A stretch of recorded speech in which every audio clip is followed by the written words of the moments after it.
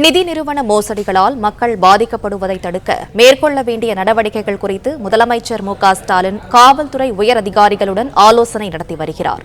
இதுகுறித்த கூடுதல் விவரங்களை செய்தியாளர் கார்த்திக் வழங்க கேட்கலாம். கார்த்திக், வணக்கம். இந்த ஆலோசனை குறித்து மேலும் சொல்லுங்கள்.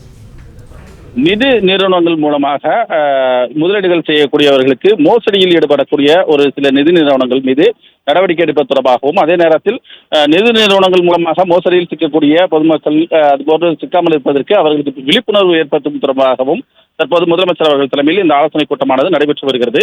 அதில் குறிப்பாக இந்த தீபாவளி போன்ற பண்டிகை நாட்களை முன்னிட்டு ஏற்கனவே பல்வேறு நிதி நிறுவனங்கள் இதுபோன்ற முதலீடுகளை ஈர்த்து அதனை திருப்பி தராமல் மோசடியில் ஈடுபட்டு பல கோடிக்கணக்கான ரூபாய் இழப்பு ஏற்பட்டிருக்கிறது பொதுமக்களுக்கு.